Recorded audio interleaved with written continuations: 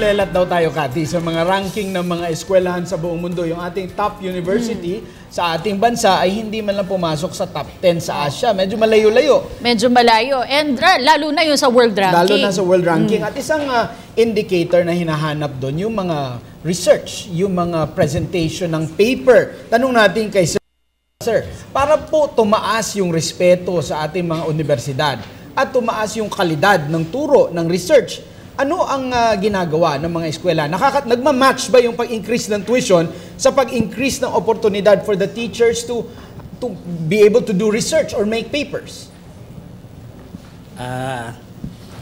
Sa akin pong palagay,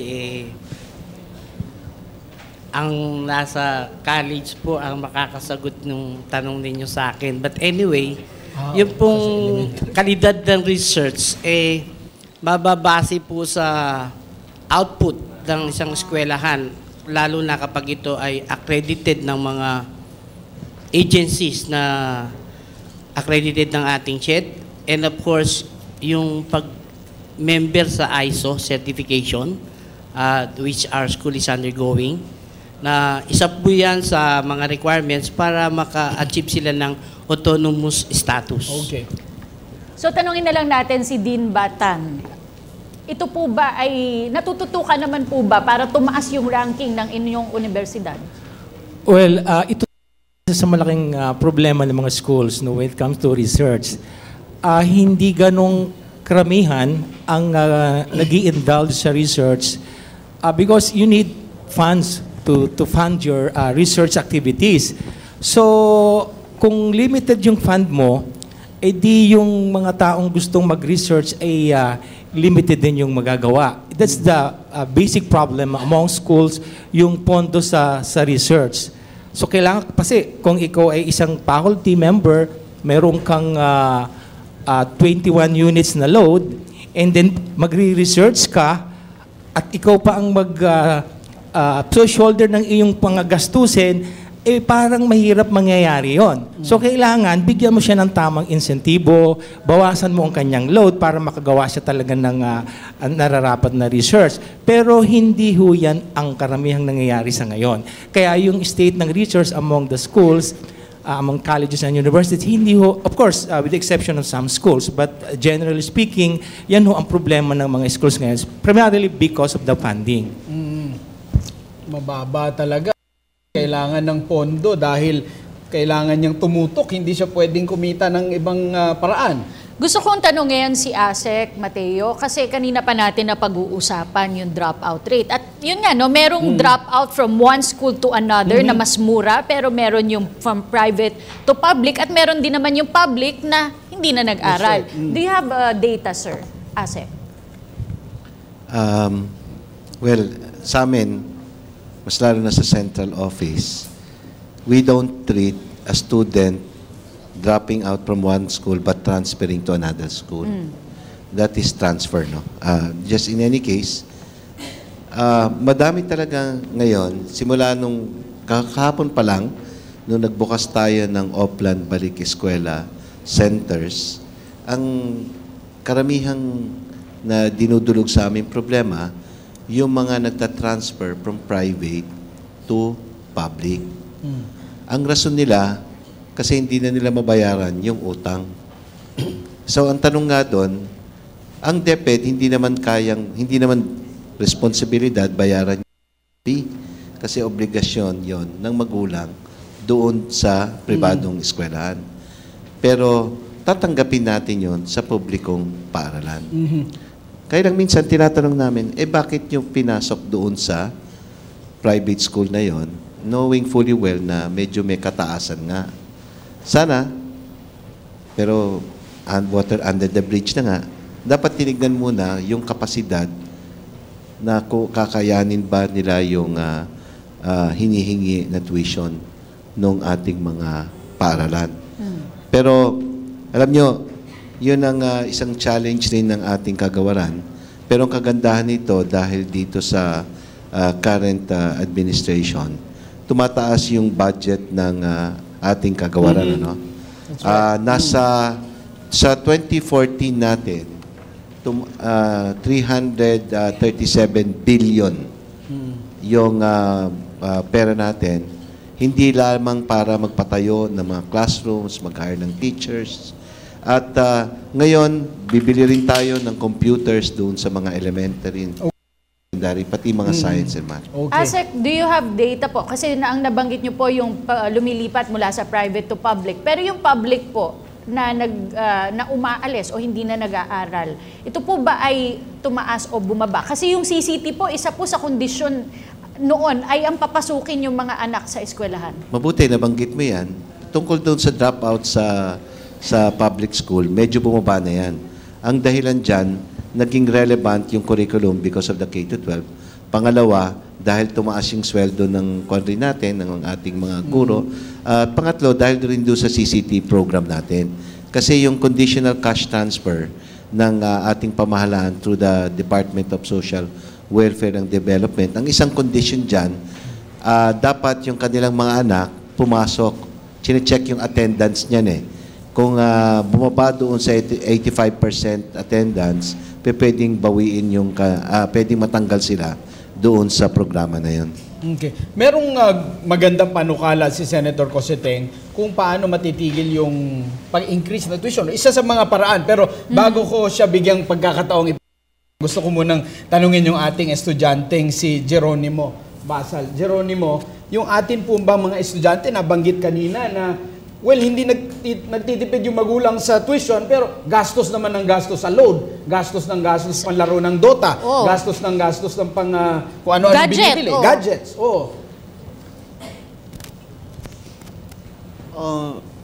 Siguro yun kasi mababa lang yun. Pero in kasi sa education, lalo na sa amin mga nasa state university, iba kasi yun sa amin. Kahit sabihin mo, galing ka ng private institution, pero lilipat ka ng public institution, ganun pa rin yung tuition. Kasi may binabayaran pa rin kami tuition and miscellaneous. So, siguro, yung sinasabi sa load, sa Dota, sa aming mga estudyante, masasabi namin ng savings namin yon. Okay. Savings nila yun. Hindi na kumakain para makapag-Dota. Hindi naman siguro. Pero bali muna natin kay Kirby. Maraming salamat, Career Attorney Mark. May pahabol pang katanungan yung ating mga bisitang estudyante. Galing sa Bicol University, si Carol Magallanes may katanungan. Good evening po. May tanong po ako para kay Mr. Tolosa. Yes, sir. Tanong ko lang po kung ano po yung mga benefits na nakukuha or natatanggap ng mga private school teachers sa difference naman po sa public school. Thank you po. Basically, ang tinatanggap po ng teacher, yung pong 13th month pay, tapos yung kanilang leave, no? Pero kapag merong union, yung isang eskwelahan, nane-negotiate po lahat ng mga benefits na pwedeng tanggapin ng isang empleyado above what is given by the law. Pwede silang halimbawa, yung 13th month, magdagdag sila ng 14 na buwan na bonus. Depende po yun sa kanilang collective bargaining agreement. Pero po yung mga isinasad na ng batas, natural ibibigay sa kanila yon. Ang ine-negotiate na lang nila yung mga karagdagan pa na kayang ibigay ng institusyon. Alright, maraming salamat po sa inyo, sir. Ako naman, Attorney Mark Cathy, may katanungan lang kay Asek Mateo. Asek, ano po ba yung difference ng basic education system po pagdating sa private at public school? Bakit kailangan ko pong i-enroll pa yung aking anak sa private? Kung parehas naman po yung curriculum at parehas naman po yung itinuturo nung ating mga guro in terms of po ng private at ng public? Alam mo, magandang tanong yan eh. Kasi may perception in the past, siguro hanggang ngayon, may perception na ang kalidad ng edukasyon sa pribadong eskwelahan ay mas maganda kaysa sa pampublikong paaralan. Pero kung titignan mo yung mga datos natin, hindi naman ganon. Siguro, ang perception, nakikita nila yung mga Big Four. Hindi ko na muna babanggitin yung mga paaralan na yun.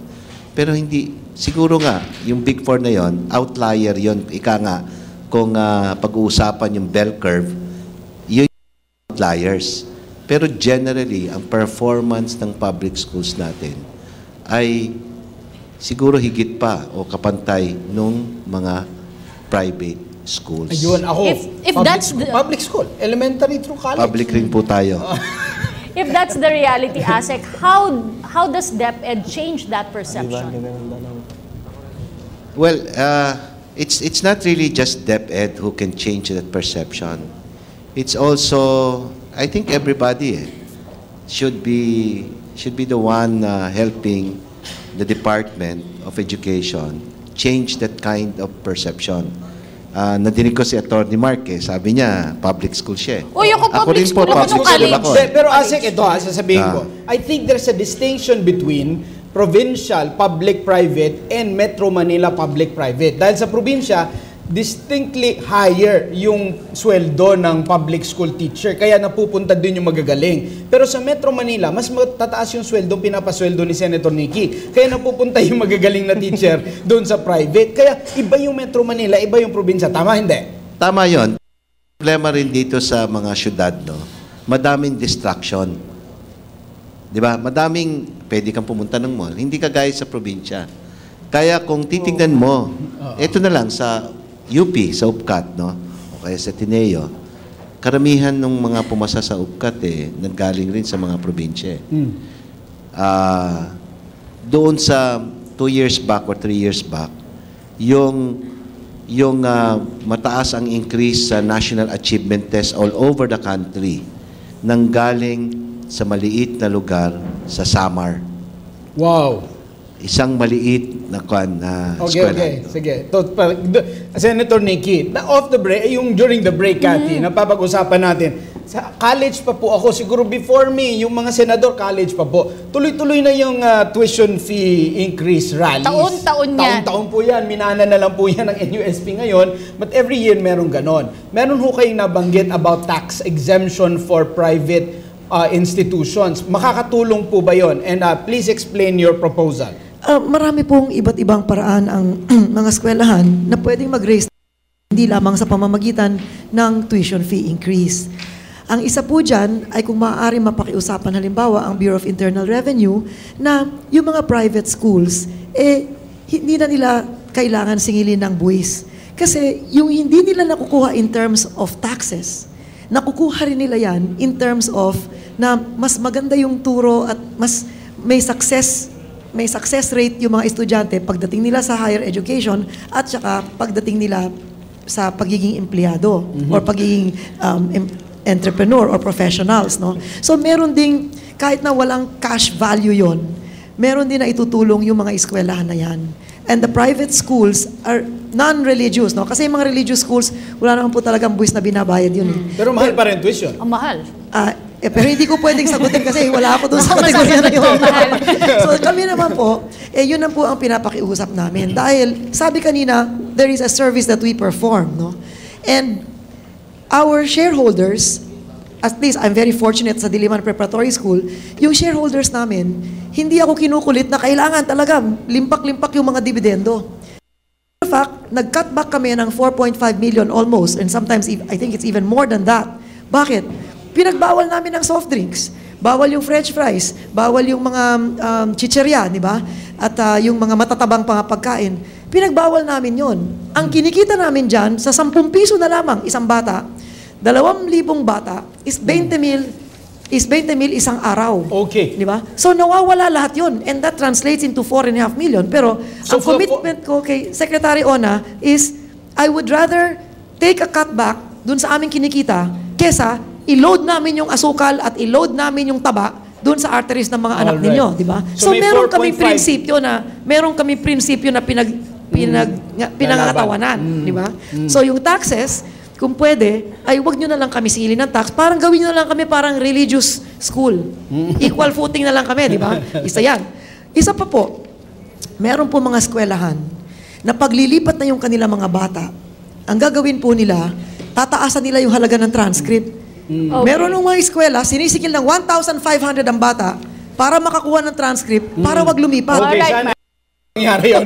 At dapat maparusahan yung mga yon. Wala na po tayong oras. Napakarami pa sana gusto ko itanong dahil isa rin ako magulang, pero hinga na natin ng kanilang mga huling pahayag ang ating mga panauhin. Unahin natin kay Lira Jem Malatag, isang estudyante po mula sa Kolehiyo de San Juan de Letran. Sabi ko lang po, sana yung binabayad ng mga magulang natin sa eskwelahan mapunta sa maganda at sa magbe-benefit talaga yung mga estudyante. At para na rin sa mapunta sa isang good quality education. Okay, huling mensahe naman, Ginoong Geronimo, basa. Bilang State University and College student, syempre, tutol kami dyan sa pagtaas ng tuition dahil hindi lahat ng mga aral sa isang SOC ay mga mayayaman. Meron dyan isang kahit isang tukak, nakatira sa barong-barong, at sa ating din ng chat, yung panawagan namin na tuition moratorium. Okay, maraming salamat sa iyo, Jeronimo. Hinga natin ang kanyang huling pahayag. Jonelyn Suetado, mula sa Eulogio Amang Rodriguez Institute of Science and Technology. Bali po, ang gusto ko na lamang pong masabi, na sana magkaroon ng konsultasyon sa mga estudyante hinggil sa pagbabalak nila na magtaas ng tuition fee o magdagdag man ng mga dagdag bayarin. Dahil hindi po biro ang mag-aral sa kolehiyo na merong binabayaran na mas mataas pa at hindi naman nararanasan o hindi nararamdaman ng mga scholar ng bayan yung binabayad nila. Bali, ang gusto ko lamang pong iparating dun po sa mga departamento ng ating gobyerno, makatarungang edukasyon at may kalidad para sa mga scholar ng bayan. Yun lamang po. Maraming salamat. At huling mensahe naman po, Presidente ng National Union of Students of the Philippines, Sarah Jane Elago. Naninindigan po ang National Union of Students of the Philippines na ang edukasyon ay karapatan at hindi isang pribilehiyo at dapat ito ay mag-maintain bilang isang public good at public responsibility. Na-recognize po natin yung complementary role ng private higher education institutions even in the basic education, pero hindi po dapat nating pabayaan o hindi dapat lumiliit, nagde-diminish yung suporta ng ating gobyerno pagdating sa education sector at dahil napakahalaga lalong-lalo na rin ng ating higher education para sa ating national development bilang isang general interest ng kanyang mamamayan at ng mga estudyante at naway manatili yung panawagan ng mga kabataan at estudyante para sa kanyang karapatan, para sa kalidad at affordable na education, hindi lang para sa iilan kundi para sa lahat. Huling mensahe naman po mula sa guro, mula sa Philippine Christian University Union Elementary School, Ginoong Jeronimo Tolosa. Ang pangunawa ng mga magulang at mga mag-aaral na nasa pribadong sektor hinihiling po namin sapagkat ang pagtataas ng tuition hindi lamang sa dahil gusto kayong kunan ng pera ng mga eskwelahan, kundi ito ay ibibigay din at ibabalik sa inyo sa pamamagitan ng pagpapaangat sa kalidad ng pamumuhay ng mga at ang eskwelahan mismo, aayusin pati yung ating mga programa. Yun lang. Huling mensahe naman po ni Dr. Rodel Batan. Ako po ay isang magulang rin at nalalaman ko yung sentimiento ng mga magulang tungkol dito sa tuition fee increase. Pero siguro dapat nating tingnan na ang tuition fee increase is not a one-way traffic but it's a two-way traffic. Meaning magbabayad tayo ng increase but in return it will be given back to the studentry, to the whole studentry in the form of better facilities, better service, better equipment or infrastructure. Huling mensahe rin po mula kay Dean Gisela Luna ng College of Nursing ng Trinity University of Asia. Katulad ng sinabi ng aking kasama mula sa Trinity University of Asia, ang mga eskwelahan ay may isang advocacy. Yan ay ang pagbigay ng kalidad na edukasyon. Given ho yan at maraming mekanismo yan. At isa doon ay ang pag-i-increase ng tuition fee para mabigyan ng tamang salaries ang mga faculty at tamang facilities. Yun ho yung isang advocacy ho ng mga universities. Okay. President of Diliman Preparatory School, former Senator Nikki Coseteng. Maraming salamat dito sa forum na ito. Sana hindi ito maging huli sa taong ito, no? Dahil mas mahalaga ngayon, at nagpapasalamat po ako sa DepEd sa ilalim ng pamumuno ni Brother Armin Luistro, dahil bukas ang DepEd, madali nyo silang makausap, nandun sila sa mga forum, kung man yung mga tanong, kahit na sila binabatikos, maganda yung kanilang pagsasagot. No? At makikita natin na ngayon, yung salapi na napupunta sa edukasyon ay talagang nararamdaman din ng mga eskwelahan. Hindi naman pwede ito parang magic wand Parang bigla na lang magbabago lahat. Hindi po mangyayari yun. Kaya kung yun ang nasimula ng DepEd para sa public school system, kami po sa private school, meron din kaming mga role na nagagampanan po namin. No? Ang private school gustong mag-survive. Hindi po kami magtataas ng tuition fee para mawalan kami ng estudyante. Kung gusto namin na manatili dito sa sektor ng edukasyon, dapat titimplahin din ho namin yon. Kaya sa mga magulang, hindi ho kami kaaway nyo Kami dapat kabalikat ninyo para yung anak ninyo ay maitulak natin. Habang pinag-uusapan natin itong mga tuition fee, habang napapako tayo dyan, hindi na natin na pag-uusapan yung ano yung kahusayan na nangyayari. No? So, I hope that you understand it. We invite you, inaanyayahan po namin kayo pumasyal sa Diliman Preparatory School. Makita nyo yung environment po namin. Dahil maliit lang po itong eskwela na ito, pero pinagmamalaki ho namin yung lahat ng aming graduate, maging grade school man o high school. Maraming salamat po, ma'am. Assistant Secretary for Planning ng Department of Education, ASEC Jesus Mateo. Pagsasamantalahan ko na itong oras na to. Dahil sa June 2, magbubukas na ang ating paaralan. Una, nananawagan kami doon sa mga magulang, mas lalo na yung magulang na ang anak nila papasok pa lang for the first time sa kinder o kaya grade 1, no, nadali na nila ngayong linggo pa lang. Kesa naman nung magpagbukas ng June 2 kasi nasya-shock ang bata. Pangalawa, doon naman sa usapin ng ating nitong tuition fee. Alam mo, tuition fee is just one of the challenges na kinoconfront ng lahat tayo. Ang kagawaran ng edukasyon, recognize ang daing ng ating mga mag-aaral at daing rin ng ating mga guro administrator. Lahat yan binabalansin natin. Pero walang problema kung lahat tayo ay pag-uusapan natin yung solusyon, hindi lang problema. Magandang gabi po sa inyo lahat.